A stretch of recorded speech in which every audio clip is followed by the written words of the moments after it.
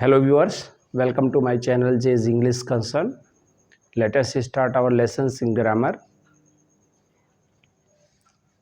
Today we will take up verb, under verb, kinds of verb. I will explain finite, non-finite and auxiliary.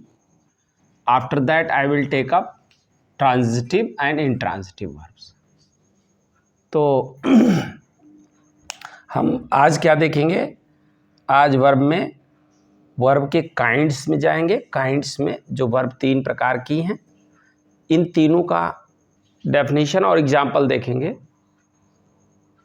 और उसके बाद फिर finite verb का जो kinds है, ट्रांजिटिव और इंट्रांजिटिव, इस पर हम फोकस करेंगे। ट्रांजिटिव और इंट्रांजिटिव, इसका हम डेफिनेशन देखेंगे और इसका एग्जाम्पल देखेंगे, इसका एप्लीकेशन देखेंगे, किस तरह से हम अप्लाई कर सकते हैं। तो इसको चलते हैं, इस पर हम लोग फोकस कर लें।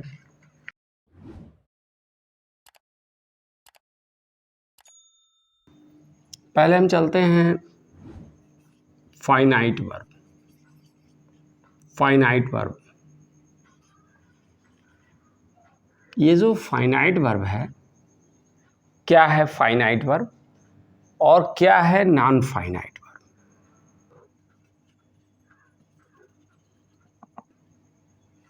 दोनों का एक संयुक्त जो उसके गुणधर्म जान लेते हैं, दोनों के प्रॉपर्टीज जान लेते हैं, तो क्लियर हो जाएगा कि फाइनाइट क्या है और नॉन फाइनाइट क्या है। तो दोनों एक साथ हमने रखा है। ये फाइनाइट का अपोजिट है नॉन फाइनाइट। फाइनाइट का जो अपोजिट है वो नॉन फाइनाइट है।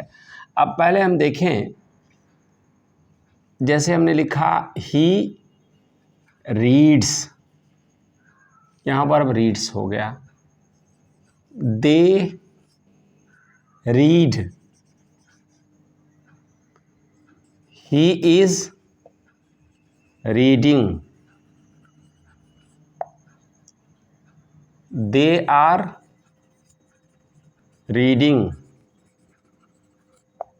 अब he read, he has read, they, he has read को यहां से हटा दें, दे रेड को पहले कर लें। They read, he has read, they have read. अब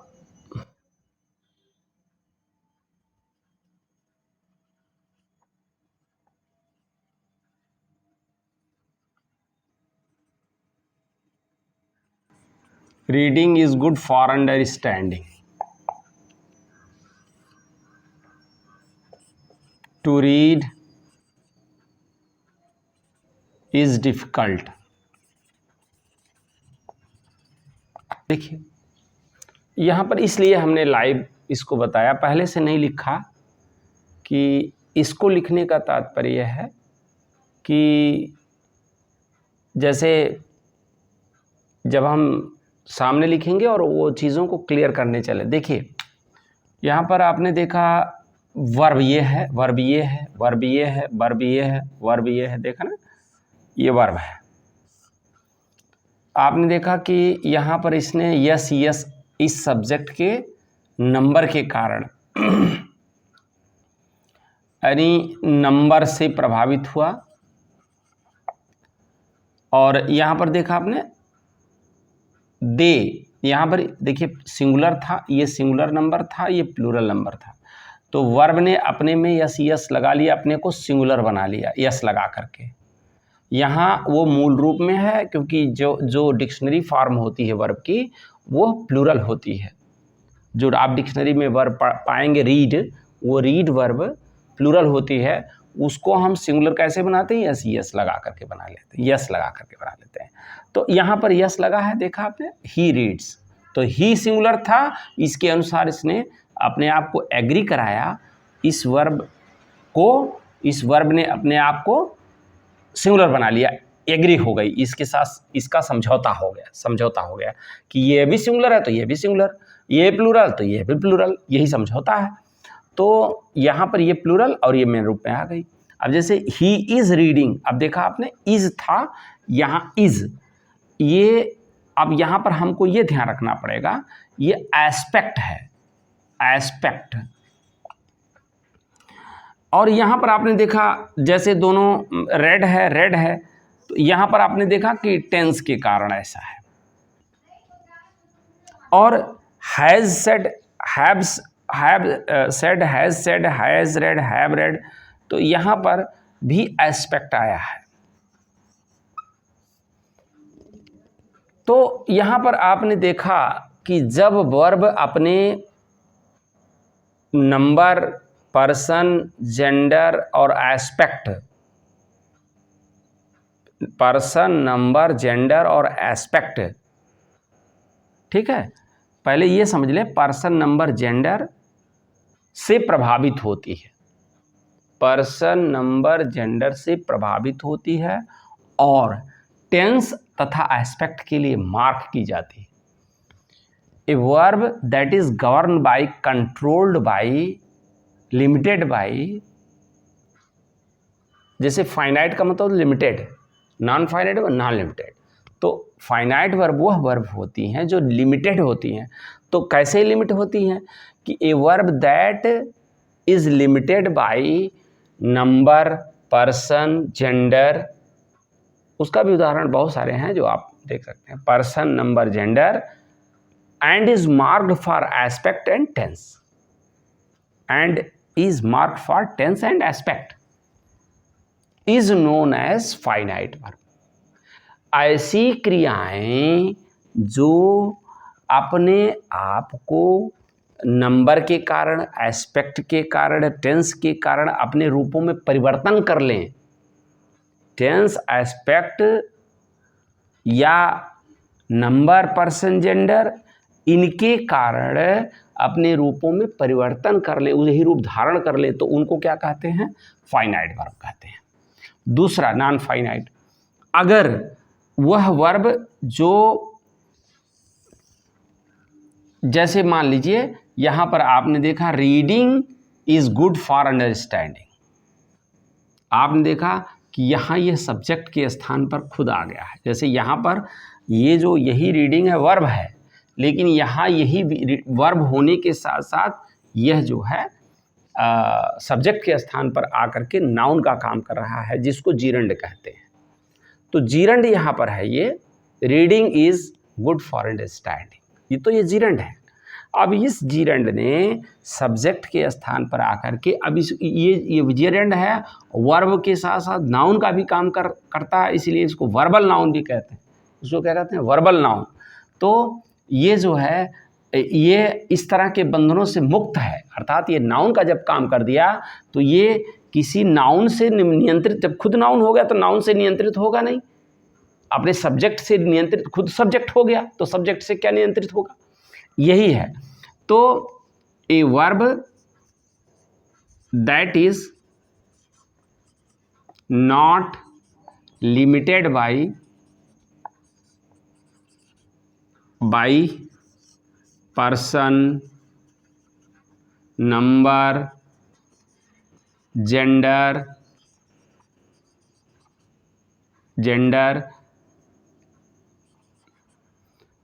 and is not marked for tense and aspect, is known as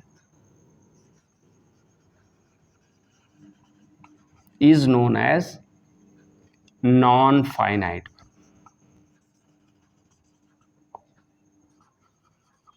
तो ये हो गया नॉन फाइनाइट वर्ब, इसका डेफिनेशन हो गया या इसका एग्जाम्पल हो गया।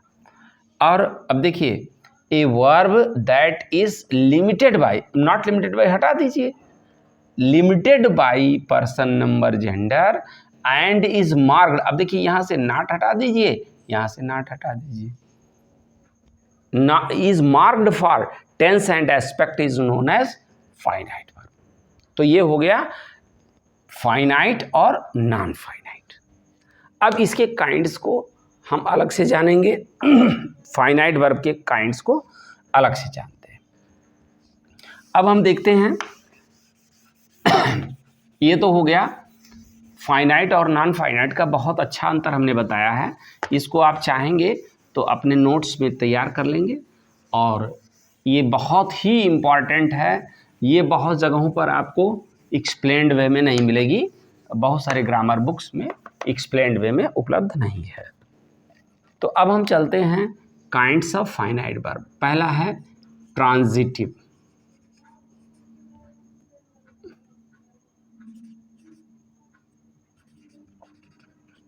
ट्रांजिटिव, अब ट्रांजिटिव क्या है? जैसे ही राइट्स ए लेटर, तो आपने देखा यहाँ पर वर्ब है, सब्जेक्ट है और ऑब्जेक्ट है। इस वर्ब में हम व्हाट लगा करके प्रश्न करें, what writes, what writes, the answer is, the response is a letter.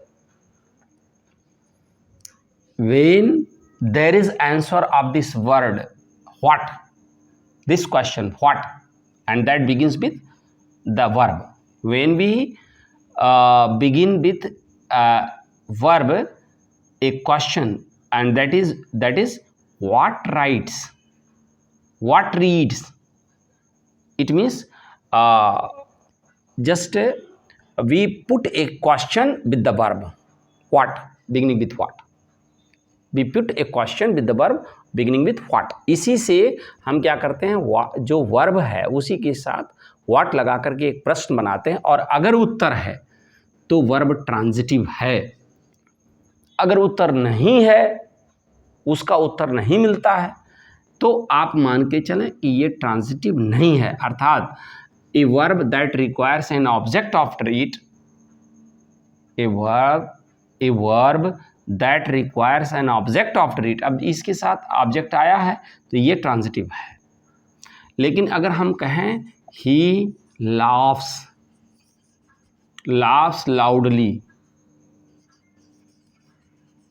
He laughs, what laughs, प्रश्न करिए what laughs, no response, no response. ये जो लाउडली है ये उसके मैनर को बताता है, ना कि क्या हंसता है। देखिए इसमें हमने लाफ्स लाउडली में हमने व्हाट लगा करके प्रश्न का उत्तर चाहा, तो ये लाउडली नहीं है, इसका उत्तर लाउडली नहीं है, क्योंकि लाउडली तो आंसर देता है कि हाउ ही लाफ्स। तो हमने व्हाट से बताया है प्रश्न, हमने हाउ से नहीं बताया। तो व्हाट से जब प्रश्न करेंगे तो वो जो आंसर मिल जाता है तो समझ लीजिए वर्ब ट्रांजिटिव है। और अगर ये प्रश्न का उत्तर वो नहीं मिलता है तो वो ट्रांजिटिव नहीं है। बहुत सिंपल बात। अब इनट्रांजिटिव, देखिए इनट्रांजिटिव क्या है। देखिए अब हमने देखा यहां पर ही स्लीप्स, he sleeps soundly,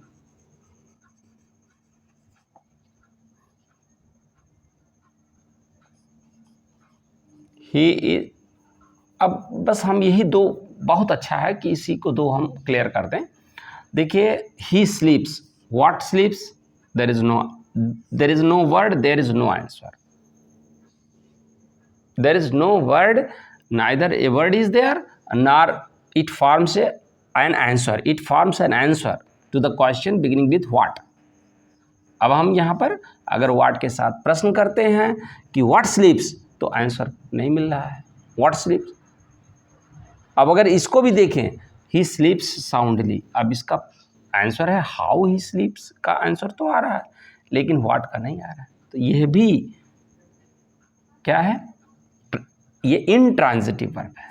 क्या है, इंट्रांजिटिव। लाप्स क्या है, इंट्रांजिटिव वर्ब, क्योंकि इसका उत्तर हमें व्हाट से प्राप्त नहीं हो रहा है।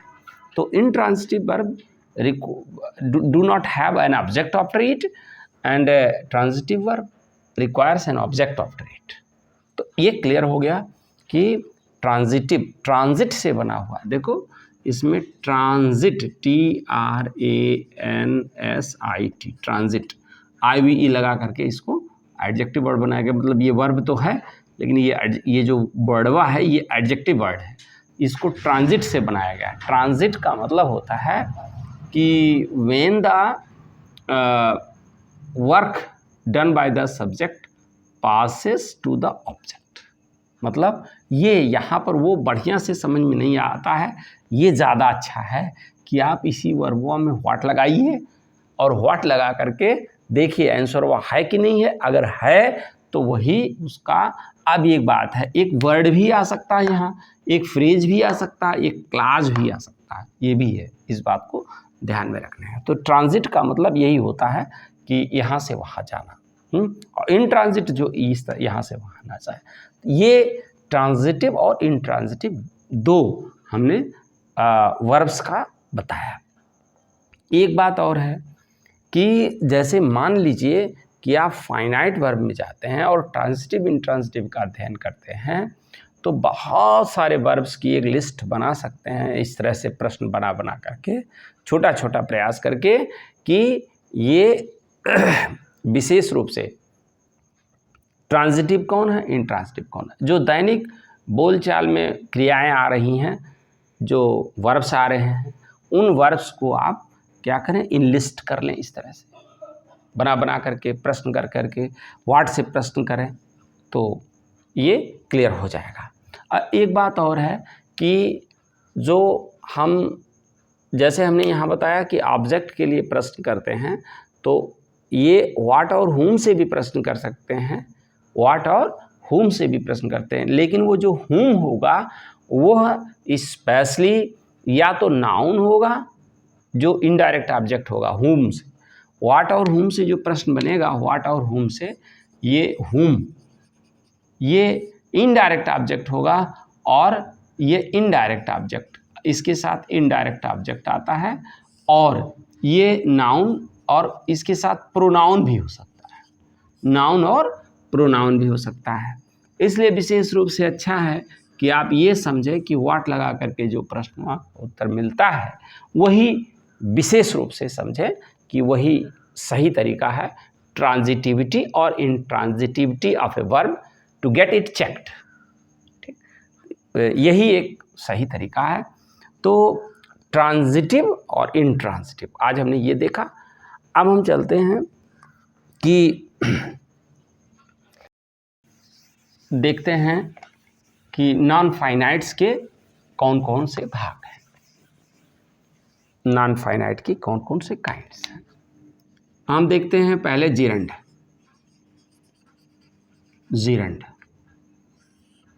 जीरंड जो है, ये जो नॉन फाइनाइट का पहला रूप है, पहला काइंड्स है। ये जो आईएनजी फॉर्म ऑफ वर्ब होता है, आईएनजी फॉर्म ऑफ वर्ब ये होता है, ये दूसरी प्रॉपर, ये तो आईएनजी फॉर्म ऑफ वर्ब होता है, पहला क्वालिटी इसका ये है। और ये नाउन का, नाउन की तरह से फंक्शंस, नाउन का जो फंक्शन है, ये फंक्शंस एज नाउन, ऐसे लिखें, फंक्शंस एज नाउन, ये है। तो आईएनजी फॉर्म ऑफ वर्ब है और फंक्शंस एज ए नाउन है। एक बात है, तो इसी को हम वर्बल नाउन कहते हैं। क्या कहते हैं? Verbal noun. क्योंकि ये वर्ब भी है, वर्बल नाउन इसीलिए कहते हैं जीरंड को, क्योंकि ये वर्ब भी है और नाउन भी है, इसलिए इसको वर्बल नाउन। इसी को डबल पार्ट्स ऑफ स्पीच कहते हैं, double parts of speech, double parts of speech. Double parts of speech कहते हैं इसको। तो ये हो गया, हमने देख लिया यहाँ पर वर्बल नाउन। अच्छा, अब जैसे मान लीजिए कि ये फंक्शंस एज ए नाउन, इसका तात्पर्य ये हुआ कि ये जितने फंक्शंस होते हैं as a subject, as an object, as an object to a preposition, as a complement, ये सब आएगा। जैसे यहाँ पर देखें, हम कॉम्प्लीमेंट और सब्जेक्ट के रूप में, सब के रूप में हम देखते हैं। जैसे माई रीडिंग इज फाइन, आपने देखा कि माई रीडिंग, इस देखिए एक बात है कि ये जो functions as a noun, noun के पहले देखिए आर्टिकल्स आते हैं, नाउन के पहले पोजेसिव्स आते हैं, डिटर्मिनर्स आते हैं, तो माई जो है डिटर्मिनर है।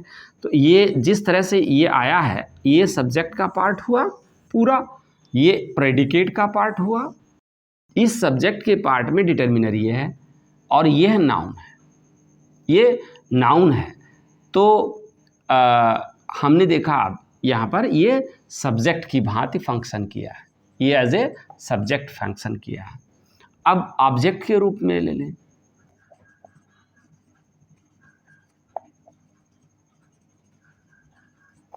अब देखिए he likes reading, what he likes, अभी हमने प्रश्न किया था उसमें कि व्हाट ही लाइक्स, देखिए ऑब्जेक्ट है कि नहीं है, reading, what he likes reading.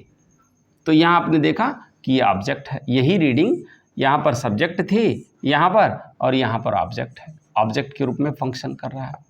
तो ही लाइक्स रीडिंग। अब कॉम्प्लीमेंट के रूप में देखें, ही लव्स रीडिंग। अब देखिए व्हाट लव्स नहीं, व्हाट है ना, व्हाट लव्स नहीं, ये व्हाट लव्स का उत्तर नहीं है, ये यहाँ पर ये लव्स जो है इंट्रांजिटिव है, इसलिए यहाँ पर ये जो एज ए कॉम्प्लीमेंट आया है, ठीक, ये कॉम्प्लीमेंट की तरह से आया है। अब हम चलते हैं कि ऑब्जेक्ट टू ये preposition, I am talking about writing, about reading, चलो रीडिंग ही लिख देते हैं, ठीक। I am talking about what, प्रश्न करिए, अबाउट व्हाट, तो रीडिंग, अबाउट व्हाट रीडिंग। तो यहाँ पर ये प्रीपोजिशन है, इसके ऑब्जेक्ट के रूप में अबाउट व्हाट हमने लगाया ना, तो ये ऑब्जेक्ट टू ये प्रीपोजिशन के रूप में, ऑब्जेक्ट टू ये preposition, object to a preposition. इस प्रकार से हमने देखा कि बहुत सारे जो नाउन के फंक्शंस हैं, इस वर्ब ने आईएनजी फॉर्म ऑफ वर्ब ने शेयर किया है। तो इस तरह से ये जीरंड है, और जीरंड के जो फंक्शंस थे यहाँ पर हमने एक्सप्लेन किया है। तो ये क्लियर हो गया कि जीरंड क्या है, जीरंड में क्या क्या प्रॉपर्टीज़ होती हैं, और इसको और किस नाम से जानते हैं, उसके एग्जाम्पल्स क्या हैं, उसके एप्लीकेशन क्या हैं, उसकी आइडेंटिफिकेशन क्या है। क्या क्या देखा हमने, डेफिनेशन, हमने डेफिनेशन देखा जीरंड का, दूसरा इसके प्रॉपर्टीज़ देखे,